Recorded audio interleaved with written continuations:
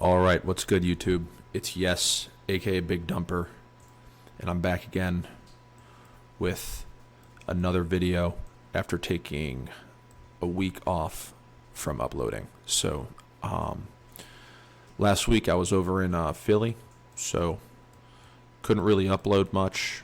Just a little bit busy checking out the city. I like Philadelphia. The people there are really nice.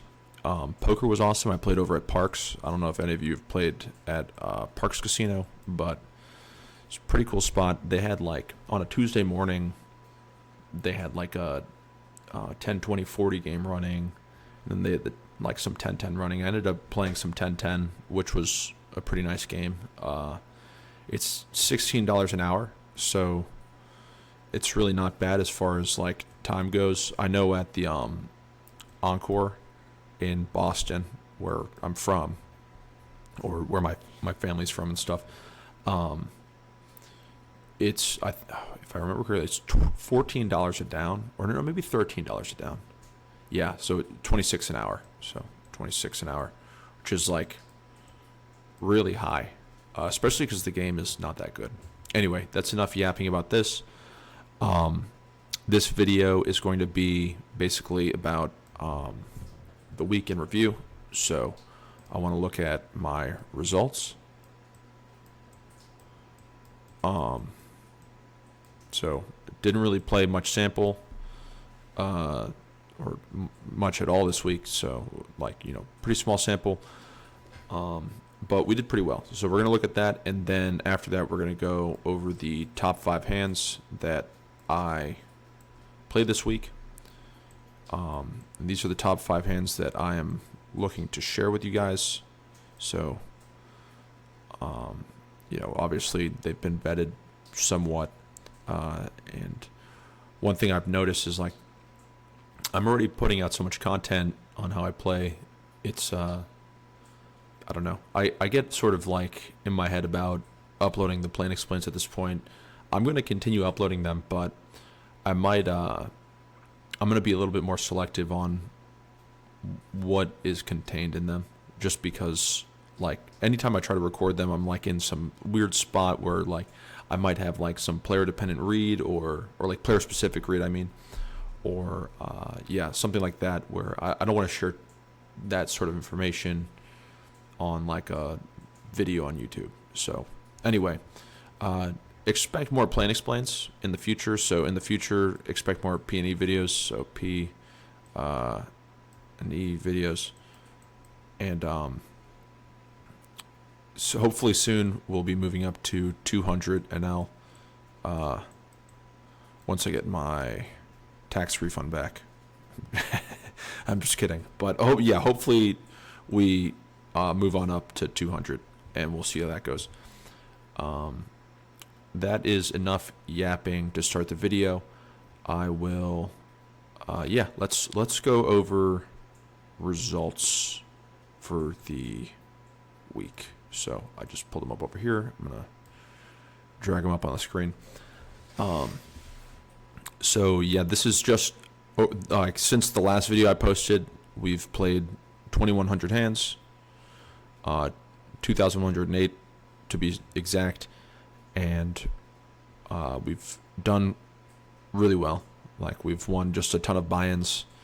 We have this really sustainable win rate of 75 big blinds, or roughly almost 76 big blinds per 100. So, if you want to learn how to win this much, just PM me in Discord or comment on YouTube and say, teach me. I don't know. This is obviously, I was just running super fucking hot this the past couple days, so it's pretty nice. And even when I was running hot, the 100 NL global regs were putting me on some tough spots that we'll look at in a minute. It's basically me just getting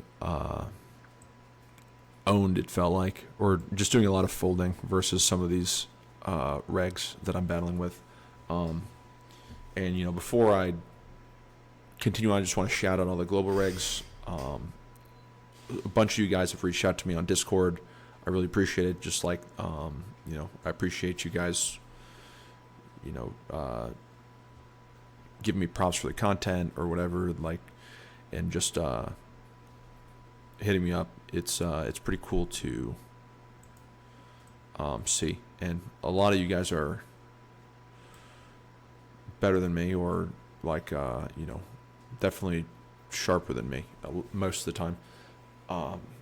So it's cool that you guys are respecting the game. Anyway, or my game, I mean. With that being said, let's look a little bit more. So, paid quite a bit in rake, $254. So the rake is pretty high at 100. That's why I'm sort of looking to move up to 200.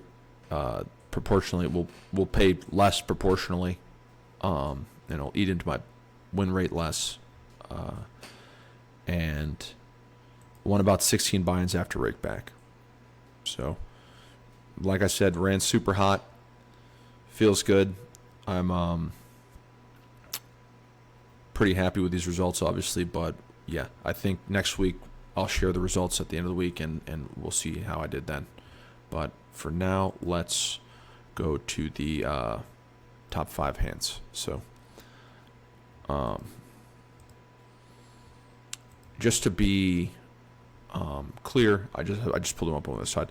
These hands are either gonna, like, these are all heads up hands, but for the top 5 hands, like, I'm generally gonna, like, not use GTOW. So I don't want to, like, look at this from, like, a totally theoretical lens. I want to look at it like what you're doing in game, based on your opponent, timing reads, etc. And then you guys in your own time, or like whatever, you can look up the solution. I have looked up the solution for most of these pots already. But yeah, like I don't really care to, like, it's kind of useless to just like only look at this when you're going over the hand. It derails me a little bit. So anyway, this is the first hand here, and I cannot remember what it is, but we are about to find out. Okay, so this is versus an aggro reg / recreational player. I wasn't exactly sure. I just started running into them again in the pool. I remember them from like when I started playing 100 and L, but they seem to have shown up again. And they seem to be like pretty sharp in some spots, but also can get out of line. So here we open the Ace-10 of Spades from UTG. This is not actually UTG because these two players are waiting. This is the cutoff. And then we get face a big blind 3-bet to 8 big blinds. This hand in this configuration is basically a call for me always, especially a little bit deeper. Like, you want to be a bit more polar with your 4-betting. So always going to call this. And yeah, so we go ahead and call, and we get the 10-8-5 rainbow board. So really nice board for my hand. We check, and my opponent, look at the timing in real time, like the actual replay. My opponent goes ahead and bets half pot. This size seems appropriate for this board texture. I think you could use slightly larger as well in theory, but not to get too caught up on that. I think half pot and 3/4 are both like quite strong. So facing this, my hand seems like it's pretty close to a raise. I think it would like to raise sometimes, but it's sort of player dependent. Like, if you're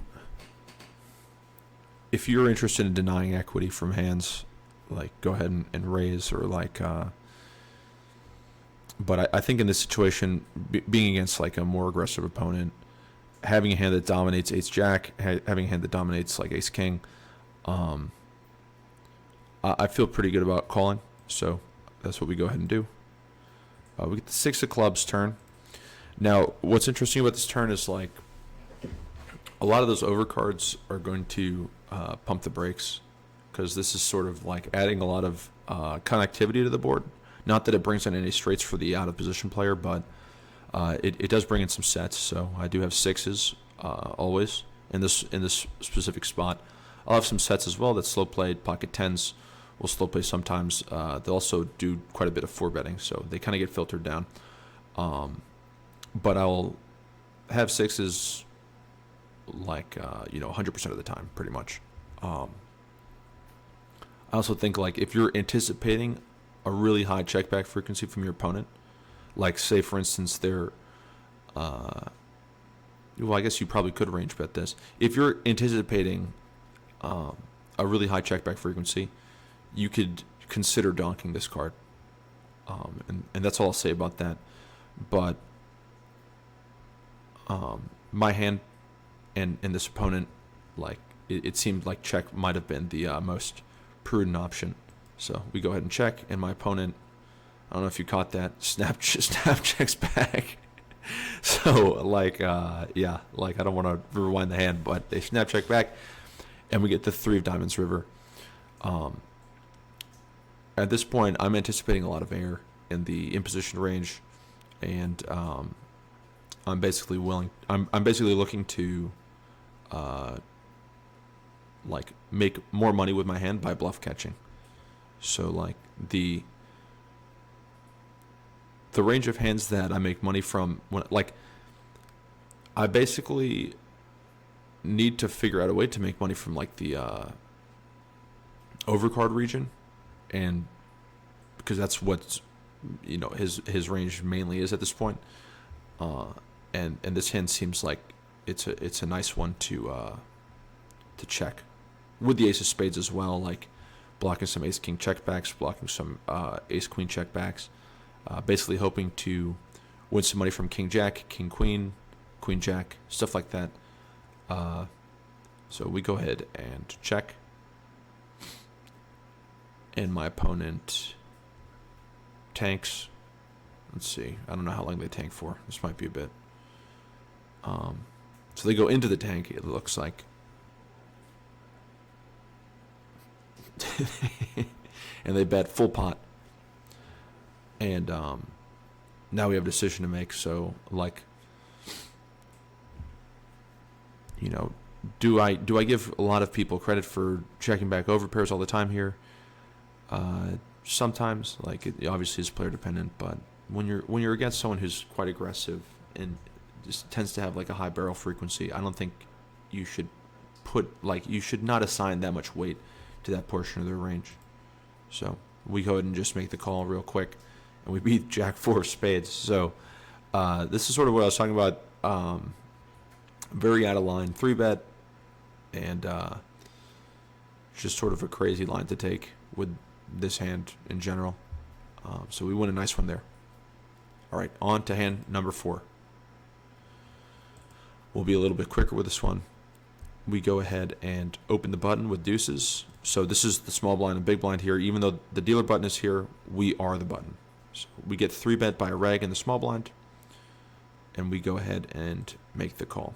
Get the 9-5 flop, two-tone. Now this is a board that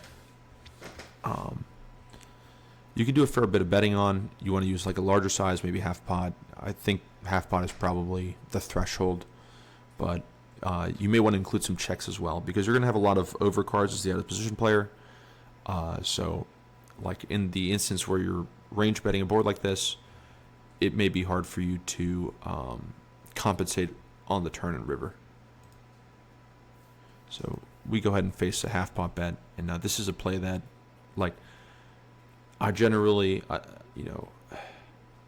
think that these types of boards may be barreled too often. So, like, if you don't think your opponent's checking very often on boards like this, they're going to arrive to the turn too unfiltered, if that's making sense. And once you've gotten this like wide range that's full of crap like overcards to the turn, it's hard to recalibrate and bet at the correct frequency across turns or rivers. So we face half pot. This hand is not going to go anywhere. The deuce of hearts is like not that relevant, and honestly is not the best card to have on a paired board, right? Because like, say for instance you drill a deuce, you'd prefer the deuce to be a heart, right? And it brings in some heart draw. improving your opponent to a flush, and you can stack them. So and it's also unblocking, like, it's not unblocking any bluffs from the out of position player in this configuration specifically, but like that's the general idea of like why you wouldn't want to have a pocket pair with a heart on this type of board.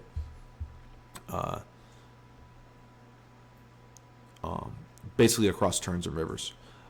So here we get the 4 of spades, and my opponent checks. So this is probably a nice check for my opponent. I expect a lot of overcards, a lot of air that now needs to give up, especially if they're range betting flop. And this is sort of like the drawback from range betting flop. So, like, you may gain some EV in like different node, but here it's it's obviously not great because you're ending up on the turn with like Queen Jack, Queen 10, Ace 7, Ace 6, Ace 8, like just a ton of air. Anyway, we opt to check this combo back, and we get the 9 of diamonds river.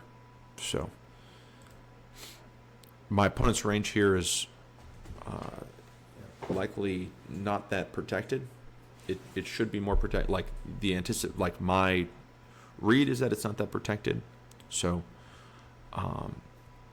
like the amount of over pairs that are going to be checking the turn is probably less than what it would be in theory. My opponent decides to bet half pot. This size to me doesn't make a ton of sense. Like if you have a hand like aces that has decided to slow play the turn, like that's basically like the range of hands that is going to bet flop and check turn. If you have a hand like aces, you have a hand like kings, these hands have now improved to like the effective nuts after I've checked back the turn. So like you're going to want to pile in money pretty much. So betting half pot, I don't know exactly what you're saying. You have maybe a hand like pocket 7s or 8s or 6s or something. But regardless, I'm getting a nice price on a call. And we go ahead and call and beat the Ace 6 of clubs. So this kind of tells me that it's likely my opponent is range betting this board. And yeah, like another thing you can do is just look at the timing of an action and get an idea of like how they're playing a spot. So like if we look at the flop here, 9-9-5, okay, half pot or check. Doesn't really time bank much with a hand like Ace 6. So like say you were playing a lot of checks, like you would be deliberating a little bit more with a hand like this. Because it's not like a very nice hand to bet. And it definitely would like to be in the checking range quite a bit. So anyway, this is the 4th hand, so we will go on to hand number 3. And this one is another 3-bet pot, but much deeper this time. And we have 5 of clubs, 5 of spades, so we decide to open the button with this hand. We face a larger 3-bet from the small blind, and we continue with a call from the button. Queen 7 deuce, 2-tone. We face a half pot bet. This is another board where I think at this depth,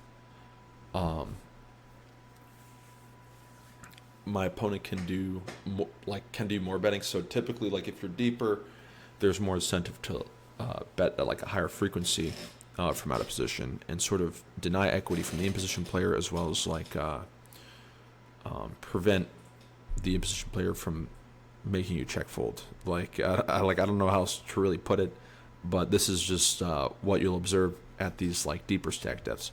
A hand like Queen 7 or a board like Queen 7 deuce, at 100 bigs deep would be like a really high frequency check, but at 200 big blinds deep, you're going to be doing a lot more betting.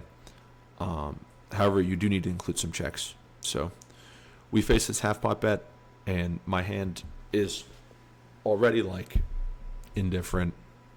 But since I assume that this is a range bet and that it's going to be hard for them to balance across turns and rivers, I think this is a nice hand to call. So it makes me lean a little bit more towards call That's what I should have said. So we got the 4 of spades turn. My opponent now checks, and you could bet this hand for some protection, or equity denial. Basically, after they've polarized the flop, you could use like a small size, and this small size puts in a ton of like ace high and king high into like kind of a shitty spot. But I opt to check back and allow those hands some rope to bluff river. Not necessarily like super urgent, and this is something you can consider in game too. Like if you anticipate that your opponent is going to always bluff with those types of hands, it may be higher EV just to check a hand like this back, even though there's surely some EV in denying equity from overcards.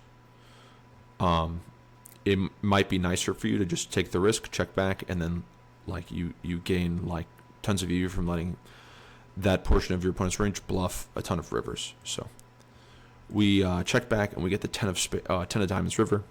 Now this is a river that obviously improves like it's a Broadway card, so a lot of those Broadway type hands have now improved to second pair. And our opponent bets half pot. So this is likely a nice size for this board, but a combination of things like my opponent likely range betting this board on the flop, checking turn, and now we get to the river and it's 10 of diamonds.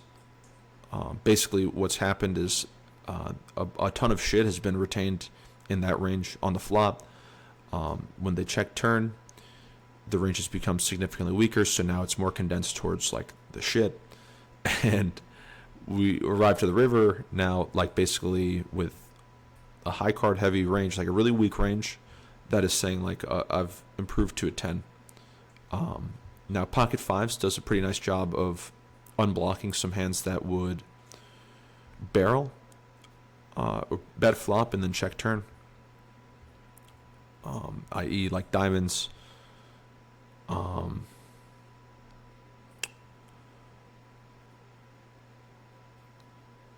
I guess we're just having like straight unblockers here is the main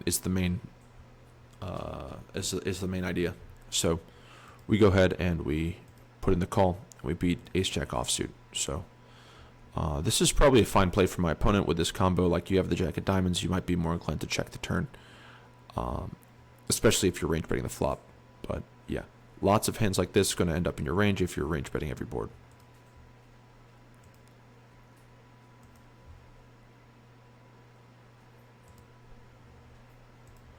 Okay, so this is the second hand. We face a hijack open. We 3-bet the cutoff. We're a little bit deeper here, and my opponent calls. We get the queen 8-6 rainbow board.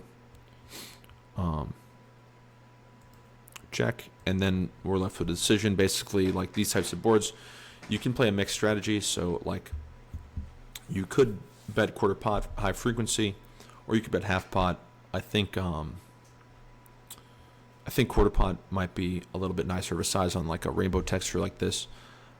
But in game, I was feeling quite greedy with my hand, and basically looking to, like a hand like ace king, you bet half pot, you start to put pressure on like all the lower pocket pairs. You force your opponent to call with like some crappier ace high and some draws, so you make money that way. And yeah, it's a pretty nice hand to bet. So we go ahead and we bet half pot. My opponent makes the call. We get the 5 of diamonds turn, check, and then I opt to check back my hand. So basically, like it's improved pocket fives if that's called the turn or called the flop to a set, and the equity of a bunch of hands has now increased. Like pocket sevens has an open under 8-7, 6-7, hands like that. 6-5 is now 2 pair. So this is a card that's quite good for my opponent, and I can no longer target that portion of the range. So I would prefer to bluff with a little bit more equity or just show down my hand. I think my hand wins at showdown, enough versus like 10-9. Jack 9, Jack 10. So we go ahead and check back. And we get the 5 of spades river. And my opponent... Oh, sorry guys. Just had to cut out there. But,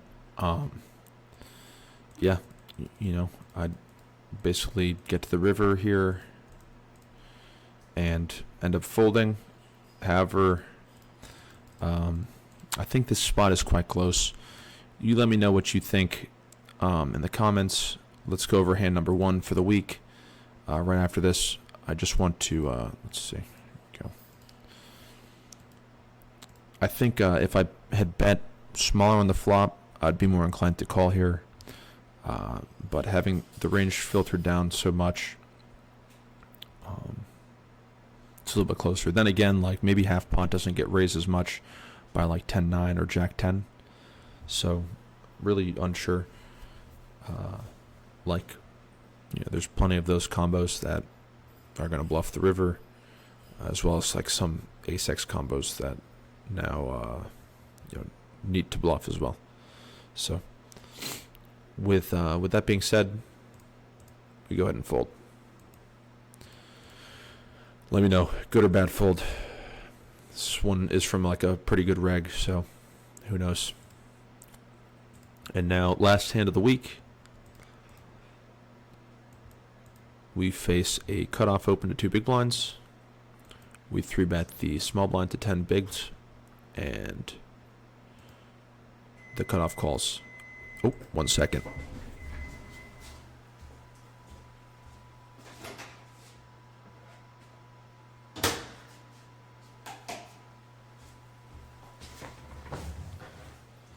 Just microwaving some dessert.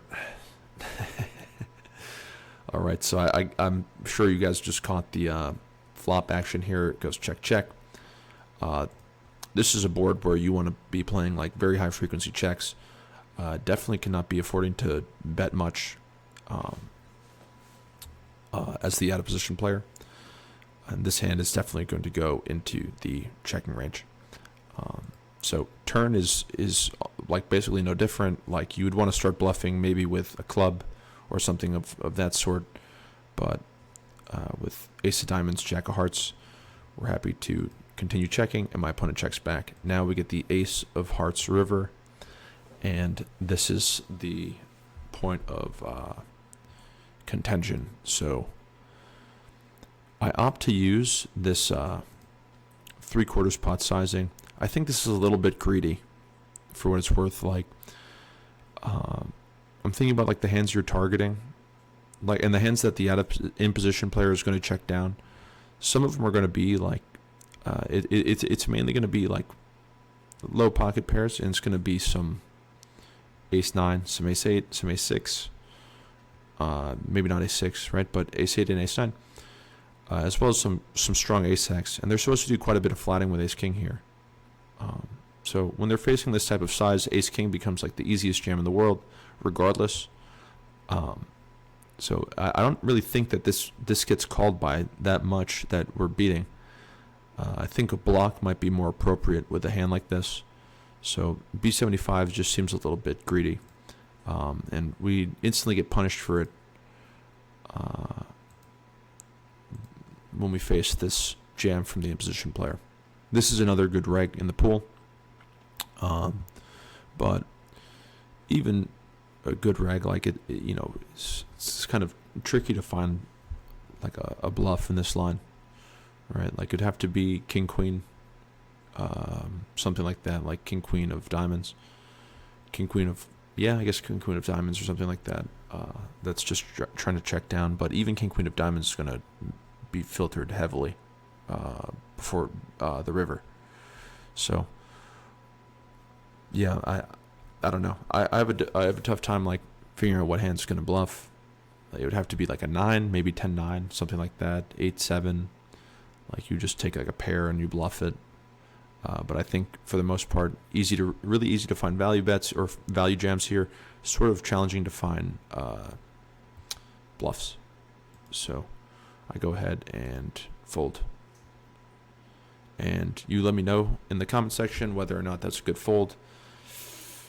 I don't know, on the fence about that one, but that's going to wrap up this video. I appreciate you guys for watching, and shout out to all the global regs and players on global. I hope you guys have a great week and win a ton of buy-ins or whatever. Anyway, yeah, I will catch you guys in the next video.